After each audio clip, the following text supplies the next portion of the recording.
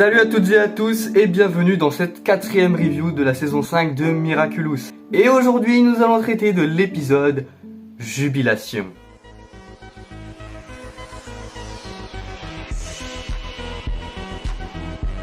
Tout d'abord, avant d'analyser et de donner mon appréciation de l'épisode, je vais le résumer. Au début de l'épisode, nous apprenons que Marinette essaye de passer à autre chose. Elle fait du jogging et essaye d'oublier Adrien. Mais comme par hasard, il y a une affiche publicitaire vidéo qui montre la pub de Alliance qui permet de promouvoir les bagues. Peu de temps après, elle a fait connaissance avec une fausse Ladybug qui a secouru le principal du collège, Françoise Dupont, qui essayait de sauver un chat. Bien évidemment, Marinette ne va pas en rester là, elle va essayer de connaître l'identité de la fausse Ladybug, même si elle sait déjà qui c'est, elle a une idée en tête. On apprend alors l'existence de Sokolin Wong. Wong, vous dites comme vous voulez, je me suis pris la tête avec quelqu'un par rapport à ça. Écoutez, on est d'accord qu'on entend Wong. Bref, malgré le fait que Sokolin tient longtemps, elle finit par la démasquer. Et par la même occasion, à démoraliser le prof de son propre collège, qui bien évidemment finit par se faire akumatiser. Il devient alors le grand-duc et se voit confier par le monarque le pouvoir du cochon, celui de la jubilation. Il réussit finalement à piéger nos héros et à leur faire vivre une jubilation pendant quelques minutes. Du moins quelques secondes de son point de vue. Mais du point de vue de Ladybug et Chat Noir, c'était littéralement toute une vie qui défilait devant eux. Après un ultime baiser, Marinette et Chat Noir se réveillent enfin et foutent la raclée au grand-duc. L'épisode se termine sur Ladybug et Chat Noir qui se questionnent sur ce qui s'est passé durant la jubilation.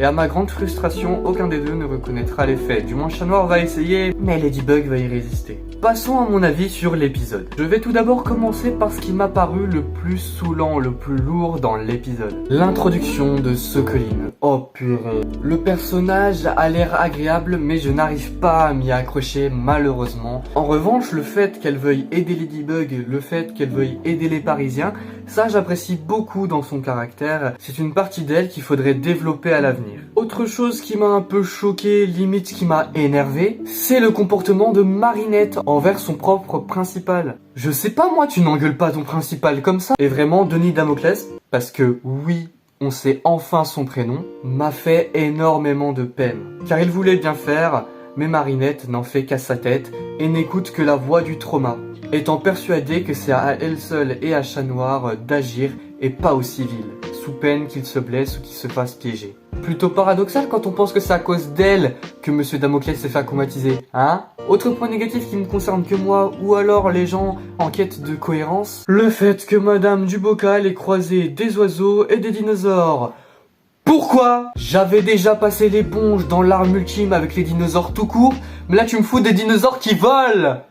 Qui vole? Est-ce que je répète, qui vole? Ensuite, passons à Gabriel. Après un Reddit de sa transformation de l'épisode précédent, on découvre que son alliance n'a ni Lila ni Adrien comme effigie, mais bien Émilie. Non, ce n'est pas du tout glauque d'avoir sa femme morte dans sa bague. Non, bien sûr que non. Bref, passons maintenant à une réelle analyse de l'épisode. L'introduction des bagues alliance est plutôt bien amenée par le biais de Sokolin qui nous présente toutes ses fonctionnalités. Parmi ces fonctionnalités, il y a aussi de la géolocalisation. Et Gabriel, qu'est-ce qu'il va nous faire? Eh ben, chaque Parisien qui aura une trajectoire assez suspecte sera suspecté d'être Ladybug ou Chat Noir ou d'avoir des activités dans ce sens. C'est pas du tout illégal, non, t'inquiète pas. Non mais vraiment, je pense au nombre de condamnations que Gabriel va devoir se bouffer s'il se fait choper un jour. Mais sinon, oui, l'idée est bonne en soi. Passons maintenant à l'akumatiser. Alors lui, je le kiffe, il est encore mieux qu'avant. En termes de costume, déjà en stratégie à l'époque, il était bon. Là, il est encore excellent. Quoique, à peine plus dangereux. Parce que je vous rappelle quand même qu'il était prêt à lâcher Sokolin sous plusieurs dizaines de mètres dans un seau de peinture. Pas sûr qu'elle résiste à la chute, hein. On est bien loin du petit chaton holographique écrasé par un bus dans Hibou Noir. Passons à la séquence du fameux rêve, de la fameuse jubilation. Évidemment, ce qu'on attendait tous, c'était le bisou entre Ladybug et Chat Noir. Même si c'est dans une jubilation, ça reste un bisou. Certes, ce n'est pas vraiment canon. Quand je parle de canon, je parle de réalité et de consentement. Ici, c'était à travers un rêve, donc ça compte pas vraiment.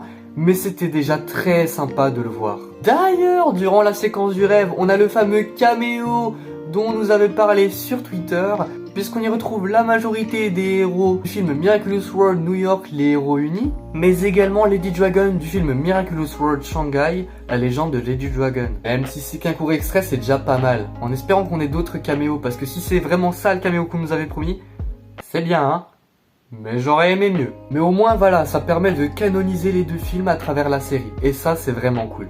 Sinon, par rapport au temps qui passe dans la jubilation, eh bien je trouve la mise en scène encore une fois très intéressante et très évocatrice. Comme je l'ai dit en introduction, on a toute une vie qui se déroule devant nos héros. Ils se marient, ils ont des enfants. Non mais t'es mal à la gueule du gosse. Je sais pas vous, mais moi ça m'a beaucoup dérangé. Limite j'aurais préféré qu'ils fassent, vous savez, un plan de dos. Genre c'est des vrais gosses, mais un plan de dos ça aurait été aussi bien.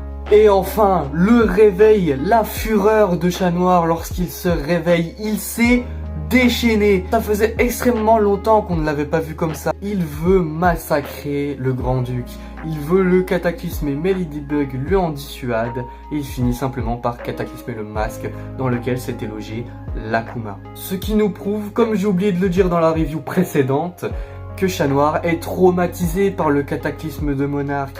Il est traumatisé au même titre que Ladybug a été traumatisé par Chat Blanc. Et cela va peut-être nous mener à un Chat Blanc 2.0, je l'espère fortement. Mais contrairement aux autres épisodes où tout se termine bien, pour la majorité, eh bien ici, personne n'est heureux. Tout le monde fait la tête, tout le monde est triste. Et j'ai trouvé ça superbe. Cela reste cohérent avec le contexte. Ladybug et Chat Noir viennent de sortir d'une hallucination qui prévoyaient leur vie ensemble alors qu'ils ne sont pas ensemble. Mais de l'autre part, nous avons également Monsieur Damoclès qui est triste car les mots ne s'effacent pas et ce que lui a dit Marinette n'a pas été oublié.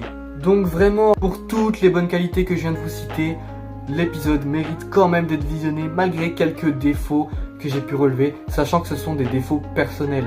En soi, il n'y a pas vraiment de défaut à l'épisode. À la toute fin, nous avons le retour de la fameuse scène post-crédit où nous retrouvons Ladybug et Chat Noir qui en discutent de la situation. Et c'est vraiment à partir de là qu'on va voir qu'ils ont marqué un réel point de rupture.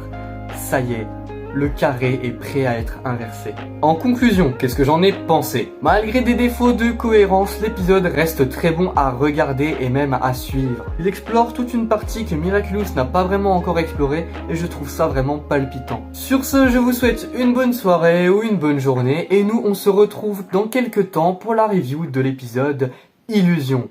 Salut!